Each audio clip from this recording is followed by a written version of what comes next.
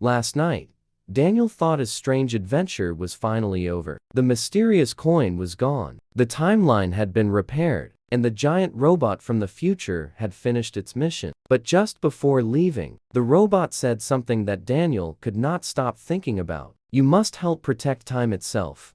Daniel had no idea what that meant, but he was about to find out, because at that very moment, something even more dangerous had already arrived in 1970. The tall metal robot stood quietly in the forest clearing, its glowing eyes fixed on Daniel. Daniel crossed his arms nervously. "Okay, you said I have to protect time, but how can a 12-year-old boy do that?" The robot's mechanical voice responded calmly. "You have already altered the timeline." Daniel frowned. "I did?" "Yes.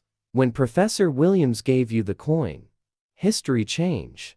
Daniel scratched his head. "So, what happens now?" The robot's eyes flickered. "Now, the timeline must be protected from those who wish to control it." Daniel gulped. "Control time?" But before the robot could answer, the coin inside its chest suddenly began flashing red. The robot turned toward the sky. "Warning! Temporal disturbance detected." Daniel looked up. The night sky suddenly began swirling again. Wind rushed through the trees. Then crack! A bright purple lightning bolt tore across the sky. Something large fell from the clouds and crashed deep inside the forest. The ground shook violently. Daniel stepped back. "That doesn't look good."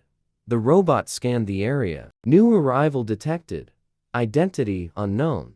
Then it added something that made Daniel's heart sink. "Threat level extremely dangerous." Daniel and the robot carefully approached the crash site. Smoke rose from a large crater in the ground. Inside it stood a tall, dark machine similar to the robot, but far more frightening. Its armor was black. Its eyes glowed deep red. Then the machine slowly lifted its head. "Target located," it said in a cold voice. Daniel whispered, That robot looks evil." The robot beside him responded immediately. "Confirmed. Designation: Chrono Hunter." Daniel swallowed nervously. "What does it hunt?" The robot turned its glowing eyes toward him. "You." Before Daniel could react, the Chrono Hunter launched forward with incredible speed. "Temporal target detected." Daniel screamed, "Run!" He and the robot dashed through the forest. Trees blurred past them. Behind them, boom, boom, boom. The Chrono Hunter smashed through branches and rocks like they were nothing. Daniel panted as he ran. "Why is it chasing me?" The robot answered while running. "Because your existence now affects future history."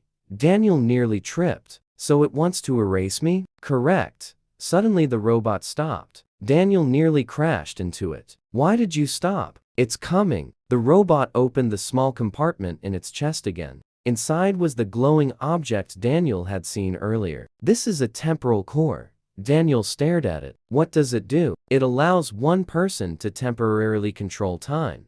Daniel's jaw dropped. "You're kidding?" The robot placed the glowing object into Daniel's hands. "Use it." Daniel looked terrified. "I don't know how." The robot responded calmly. "Your curiosity activated the coin.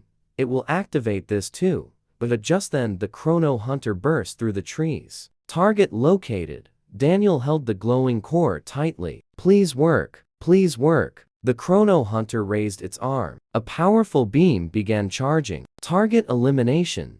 Daniel shut his eyes. "Now." Suddenly, whoosh! A wave of blue light exploded from the temporal core. Everything froze. The wind stopped. Leaves hung motionless in the air. Even the Chrono Hunter was frozen mid-attack. Daniel slowly opened his eyes. "Wait, what just happened?" The robot answered. "You have stopped time."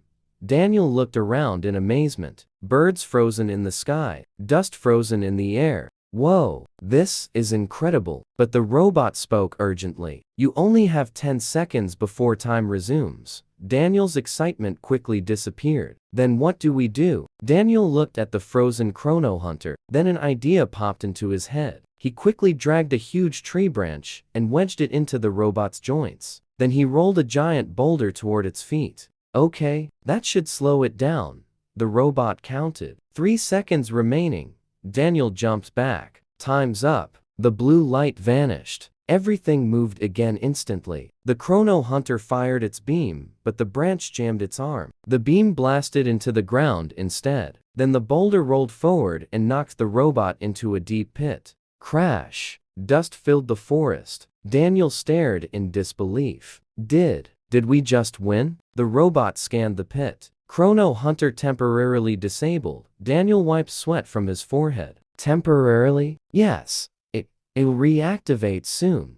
Daniel groaned. Of course, it will. Then the robot said something even more shocking. This was only the first hunter. Daniel froze. Wait, first? Yes, there are more. Daniel looked toward the dark sky above the forest. How many? The robot paused, then answered slowly. Unknown.